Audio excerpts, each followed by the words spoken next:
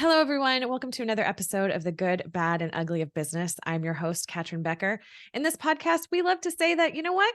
A smart person learns from their mistakes while a genius learns from others. And that's what we're all about right now. We are bringing all of these experts and amazing people from their field to tell us more about their business, how they got there, and what they've learned along the way so that you can either avoid those mistakes or fail faster. And so we're taking a bit of a different turn today. And of course, I love change. I love all the new things that brings with it. But my guest today has really shaken up the world of environmental due diligence. And for those of you who have ever been in that space, you might think of just, it's really bureaucratic. There's a lot of red tape. Like there's no innovation in that space.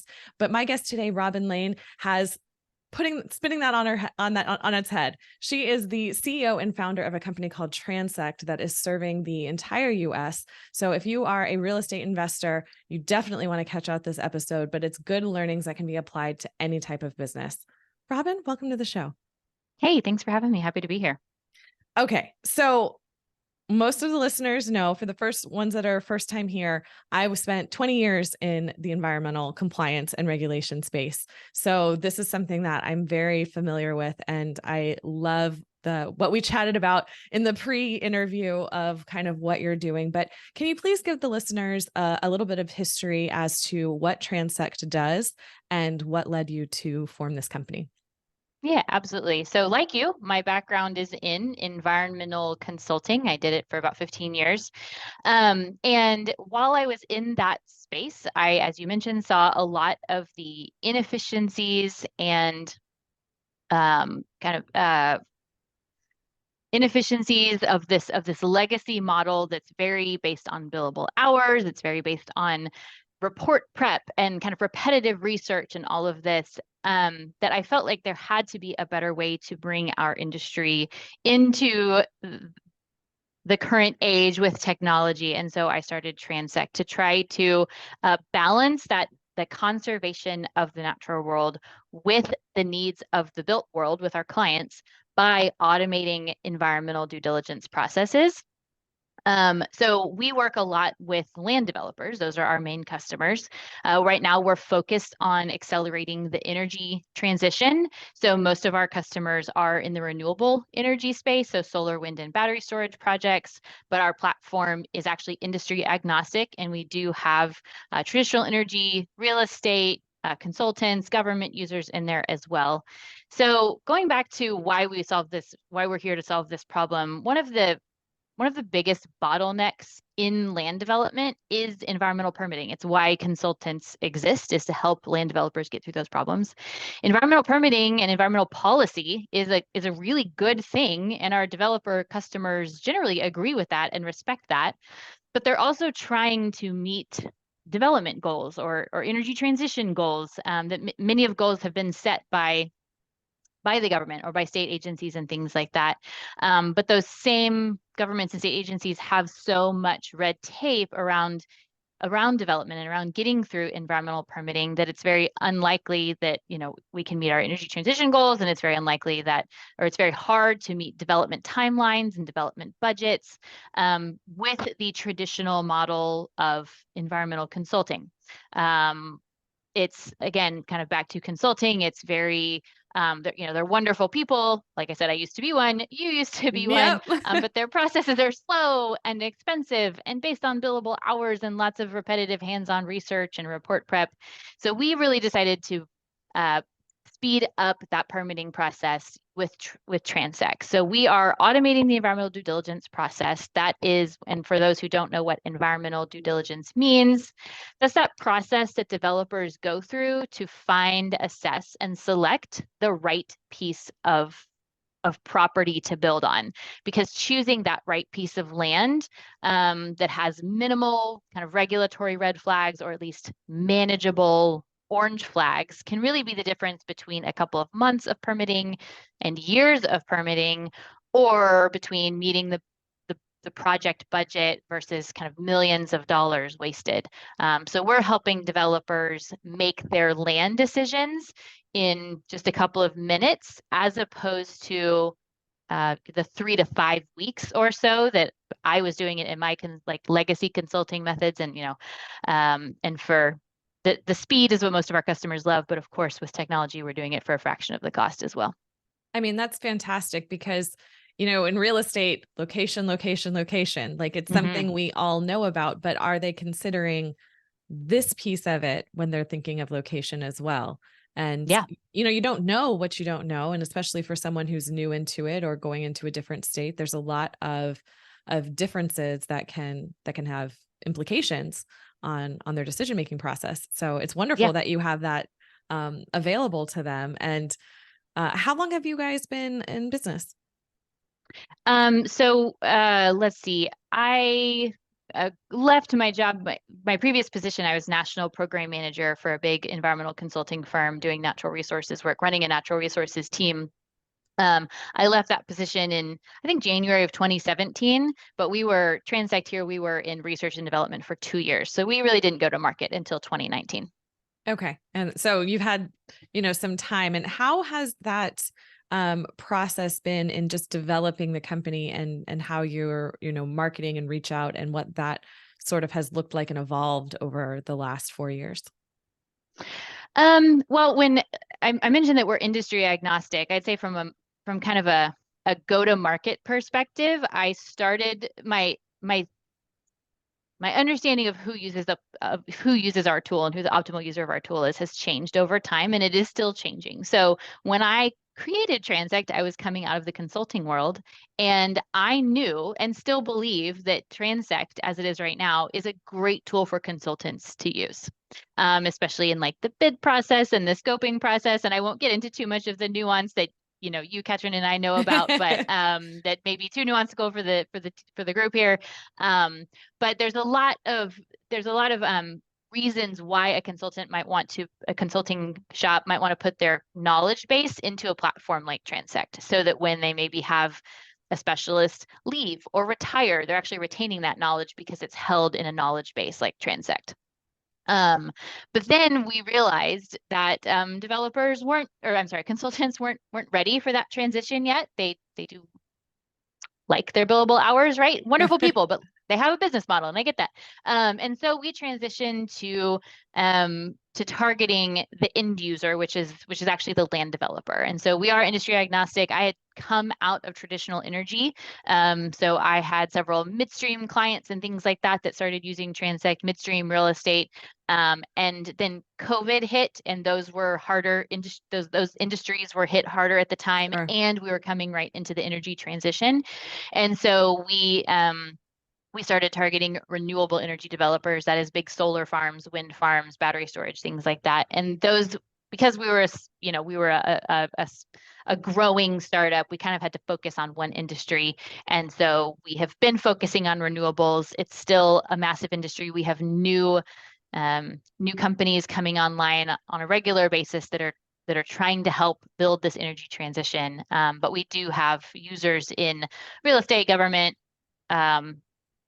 traditional energy, and things like that as well. So uh, my my understanding of who the prime user has changed over time, and it continues to change because we're also now starting to see more interest from consultants as well, now that we've been around a little bit longer. And that's such a great thing for anyone starting a business to realize, that we one of the dangers is, falling in love with the idea and not being open to pivoting and to being flexible and, Hmm. and adapting. So it's a really great reminder of, you know, what you thought was going to be the path wasn't quite ready for you. So, Yeah. you got to kind of take a step back and reassess.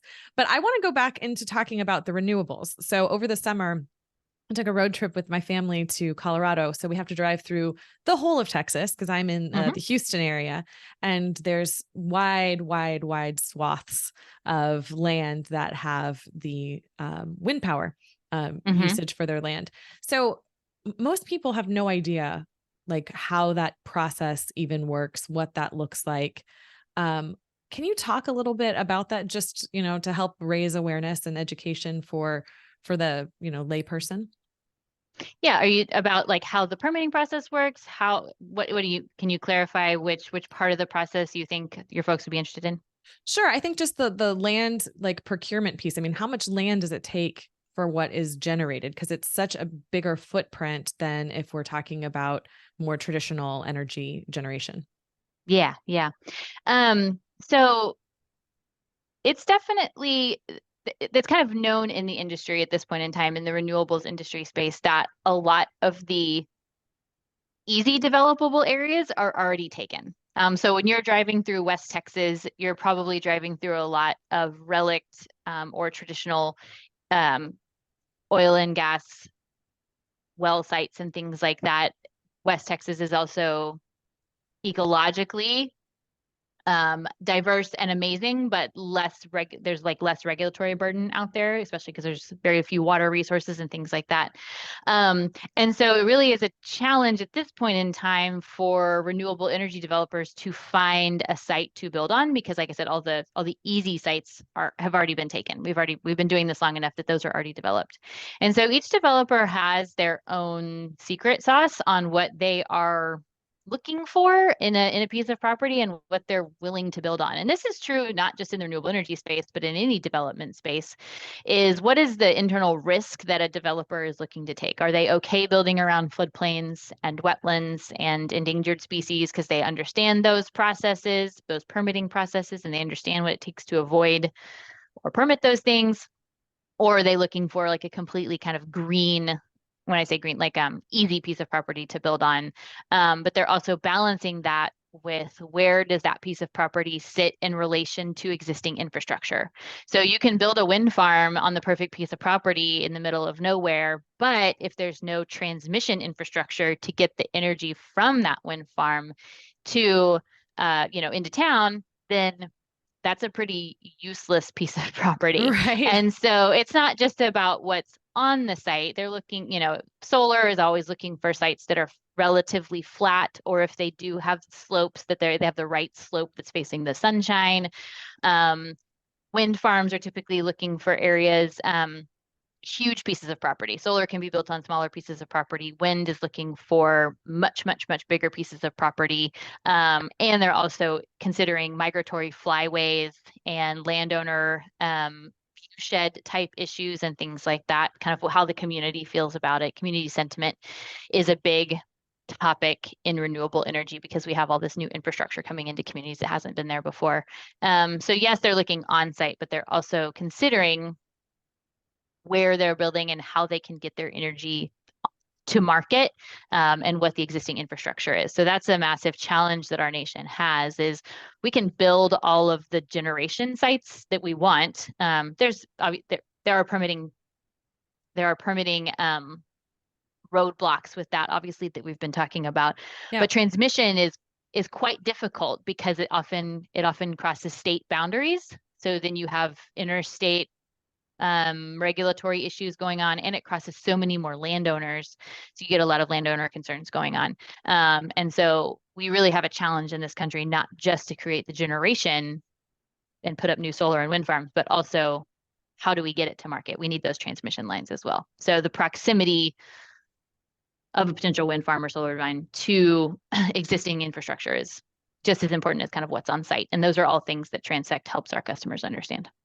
I love just thinking through the process because, as we're going through our day, we flip on our computer, we, turn on the coffee pot, we go into the fridge for the creamer. Like there's electricity that we're using all the time, but it's so part of our life that I don't think we really, most people don't take the time to think, where does this come from? Mm-hmm. Yeah, How where did it it get start? here? Yeah. There's a lot that goes to it. So I'd like to go back to the Endangered Species Act because I feel like in pop culture, in movies, TV references, it's easy to kind of poo-poo that law. I think because, America, we don't have that many like quote unquote sexy endangered species, right? It's Right. not Yeah. the elephant or the tiger or, these really majestic creatures. You'll be like, there's a skink that lives here Yep. that's endangered. I can't build here because of a skink. And we don't Mm-hmm. give it the same level of importance that we would to a majestic tiger, right? Right. So, can you talk and help us to understand a little bit of the importance of that law and why a landowner or developer or any business would be concerned about that and how they can kind of reframe their thinking, to see how could be a benefit to them? Yeah, absolutely. Yeah, I was thinking when you said skink, one of the issues that we have here around San Antonio and Austin, where I live, is we have cave bugs. And they're like tiny little microscopic eyeless cave bugs that live in the aquifer here. But they have been known to shut down roadway projects. And those poor little bugs, they're not the majestic like bald eagle, right? So that was Yeah, like the there you go. flagship endangered species here in the United States, and it's recovered. And now, bald eagles are everywhere. They're like rats at this point in time. They're still, in fact, they're technically recovered. They're not on the endangered species list anymore, although they are now protected by their own special Bald and Golden Eagle Protection Act. But those poor little bugs, everyone's just like, why is this bug interrupting my morning traffic? I wanted that highway to be built, and I've got this bug that's holding up this roadway construction project. But endangered species are, species in general, our ecosystem is so important to this like natural world that we live in. If anybody cares about going out hiking and having clean drinking water and, having a place for our kids to run around in the future, we've got to consider the whole ecosystem, and that includes species. And so, I think the hard part about development and species kind of occurring in the same place is information. And it's also, well, information and understanding how, as a developer, I can either benefit from or kind of minimize my impact from endangered species while protecting this as a resource. So I think that information is super important. If developers buy a piece of property and they don't know they have endangered species on that property, and then all of a sudden they realize it's going to be a massive, fee to address it and months and months and months of permitting, that can really sour a relationship with endangered species. Sure. And it can lead to really poor choices or, less beneficial choices. So I think if a developer knows ahead of time what they're getting into and is also offered solutions for how to, use that as use the presence of endangered species as almost like a benefit, right? Like I think there's a lot to, I'm going to use the word like ecotourism, but it's more like eco sensitivity, right? I think especially the next generation of folks that are coming out of college, they care a lot about climate change. Like climate change stress and anxiety is a is really big with the next generation. And I think that there's actually a selling point in, look, I'm a developer and I did a lot I worked with U.S. Fish and Wildlife, I worked with local state government, I worked with local biologists to keep this species in its habitat, and we worked around it. I get that might not always like directly benefit the bottom line, but I think in the end, you're building that residual goodwill. Your community will probably be happier. A lot of developments, for instance, are opposed by the local community. That would probably buy a lot of goodwill with like local community Absolutely. sentiment and things like that. And so I think there's a lot of intangibles to being thoughtful about how we're developing around our nation's most critical resources, endangered species, wetlands, archaeological resources. All of them are, should be considered. And that's really why Transect is here. So again, we're trying to balance that conservation of that natural world with the needs of the built world. We get that the two are colliding a lot.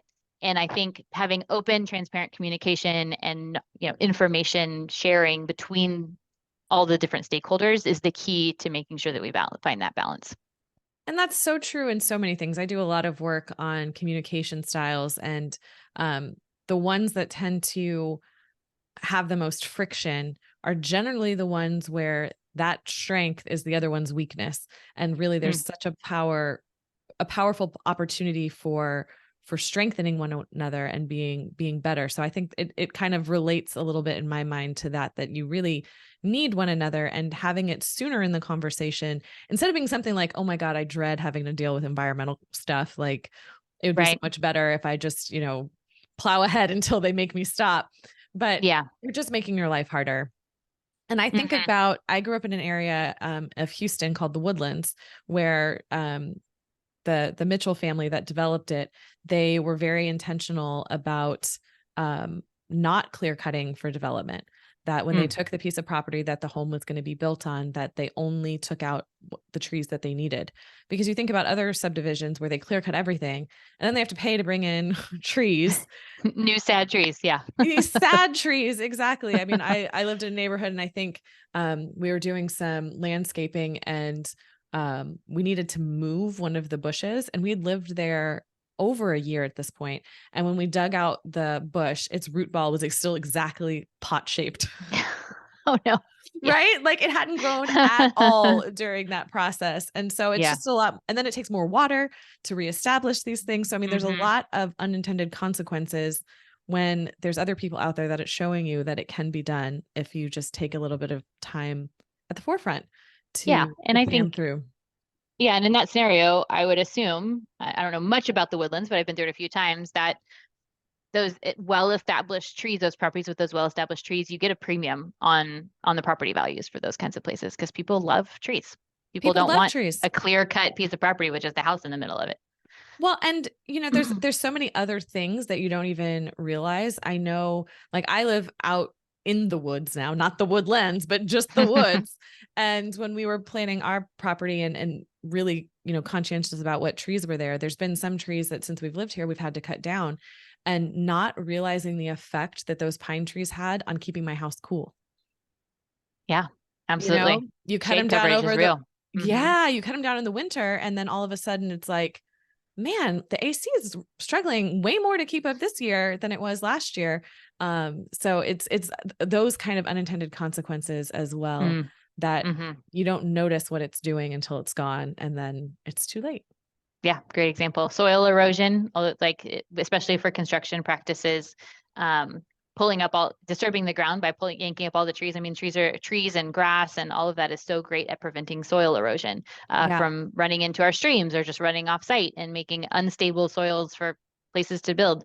There's so much benefit that vegetation has. And again, it's that full ecosystem of the water and the trees and the species and the geology and the soils. It all goes into building places where we want to live. There's a reason why people want to live in beautiful, green places. And I think that what's in those situations, in any situation, it's good for the environment in those places also can be good for business, because that's just where people want to be and where people want to live, and people love beautiful places, and nature is beautiful.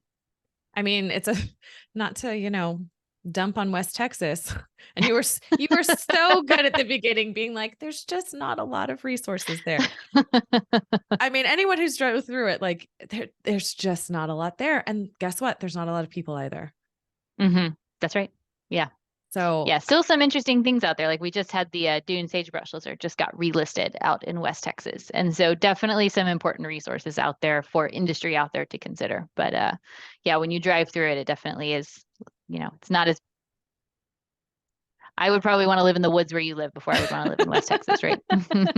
There you go. That's such a very nice way to say that. Trying to be diplomatic. So diplomatic. I love it.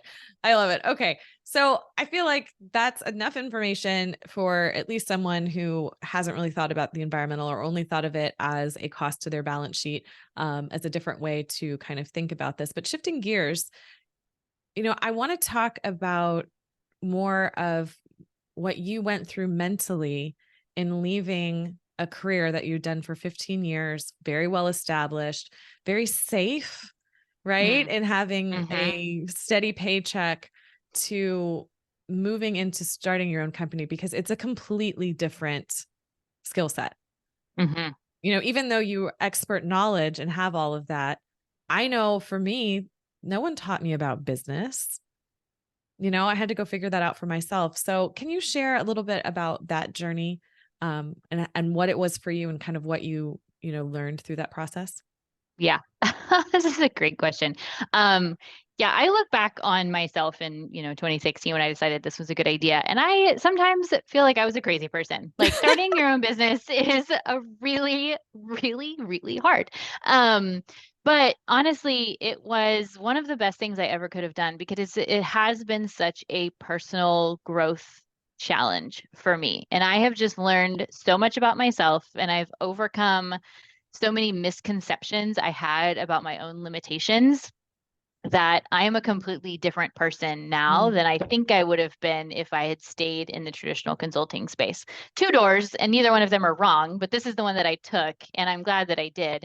And so I'm by nature a fairly risk averse person, honestly. And so it took some convincing by my co-founders to who had different skill sets than I did to realize this would be a good idea. But the other main thing that convinced me of this was I went to a few folks I knew in the developable space in traditional energy and real estate and said, I have this idea. Is this something you would buy? And they said, yeah, we would. And maybe they were just being nice because I knew them and they were not going to tell me the idea stuck to my face. But I took them seriously. And I was like, okay, if they would buy this thing, then I think this is a good idea. And so, in the tech space, we talk a lot about MVPs, minimum viable products, and, validating product market fit and all those funky buzzwords. But that really did help a lot. Like taking the worry and the fear and the risk averseness that I was feeling and giving it action by giving myself data that said, okay, people will buy this thing, gave me the inspiration to quit the safe paycheck job and start this because I knew people would pay for it. I knew people would buy it. I knew it was a need because I had been in the industry for so long. It wasn't like I just graduated from college and decided to solve environmental consulting. Like this was a place I had been in and seen the pain points. And so kind of combined with all of that, taking my fears and anxieties and making them actionable with some data around product market fit made the jump a little bit less concerning. And once I did it, there was the only way through was through at that point in time. So here we are. There we are. And I think some misconceptions that I've come across is the amount of time it can sometimes take to bring that from idea to profit. It's not a straight road. It's definitely not a direct road. And sometimes it can be a long road. And I know that that's another big mental shift of like, how do you force yourself to keep going and still have that belief and conviction in the idea, in yourself, in the project, when maybe things in that moment don't seem like this is the best idea, or you have your family members being like, what are you doing? This is crazy. Yeah. Yeah. There's a few things. One, I feel like I came into this, I read somewhere, who knows where it was at this point in time, because it's a long time ago, is that for a tech company, which is what we are, we're a SaaS tech company, it takes at least 7 years for things to really start going. And so and I'm actually right at the 7-year mark, and things are like just in the last year really started taking off. And so I think I had in my head that this was going to be a slog. Like I somehow managed to set that expectation for myself.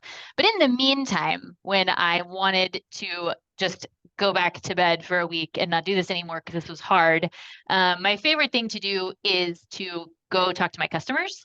Because even if I pick the ones that I know really love me, if I just need like that pick me up, I'm like, can you just remind me why, or do it like a customer feedback call, right? What do you like about the platform? What do you wish the platform could do? If you had a magic wand, what do you wish we could do, right? Hearing from customers how our platform is changing their lives and really changing their business behavior and making their projects more successful. Just to get you through the next day or the next week, or to offset something challenging or bad that happened. That was always what I did. It's fuel. It's fuel. It just filled the tank back up to get me through another day. And so I think setting my expectations around how long it truly takes to build a business, combined with, kind of self-care practices like calling a customer that will say something nice about my business. Those are the things that can kind of get you through. And also, I have a bit of a mental map backwards of amazing things that have happened here at Transect, and things that that really accelerated our growth. And some of them were luck, some of them were skill, but all of them have pointed to this business should still be around, right? Like we are changing business behavior. We are doing something good here, because when we look back, we see the people that have helped us, the people that have come alongside us, the investors, the board members, the the staff, the team members, our employees that have all come on, we're attracting really, really great people. Mm. And so looking back on all the things we have done is also validating, so that when we hit the next challenging thing, we're like, we've been through this before. We've done this challenging thing before, and we'll do it again. Yeah. And that's the mental aspect of it's just a challenging thing.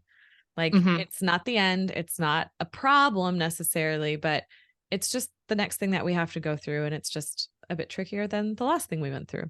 Yeah. Yeah. Yeah, that's It's it. fine. Everything's going to be fine. I tell myself that a lot too. It's fine. It's fine. It's fine. Everything's fine. I'm okay. It's okay. Everything's under control here. We're okay. Mhm. Oh my goodness. Absolutely. Well, Robin, thank you so much for being here and for giving a bit more insight into what Transect does and what, the need that it is answering and how you were able to be on there. I think it's such a great reminder for everyone and a key takeaway of, when you do have those ideas, when they do come to you, of a little bit of research ahead of time to see what those expectations, talking to someone who's done it, being able to do your research, which ties in perfectly to what we talked about, the environmental piece. The companies need to do their research too, to understand how to make everything as smooth as possible. Because once really we set the expectations, I mean, that's where the magic comes in. Like, can you set the correct expectations for success? That's right. Absolutely. And then once that's set, you just push through. You just keep going. You're just, I'm Yep. fine. It's fine. We're all fine. Everything's fine here. Yeah. Well, for those who are interested, how is the best way to reach out with you, and how is the best way someone could work with Transect? Yeah. Anyone who's interested in learning more about me or about Transect can just head to www.transect.com. That's the easiest way to see what we're doing to address these issues with the environmental space, and then also to reach out to me, either one. Perfect. Well, thank you so much, Robin. We really appreciate your time. Yeah, likewise. Thanks again for having me. This was really fun. Thank you. And for the listeners, thank you so much for being here. If you enjoyed this episode, please make sure to like and subscribe and to share it with your network. If there is a topic or industry that you are interested in, please reach out. I would love to go find the perfect guest to interview to get all your questions answered, and maybe more, because we never know where these conversations are going to go. Until next time, everyone, have a great day.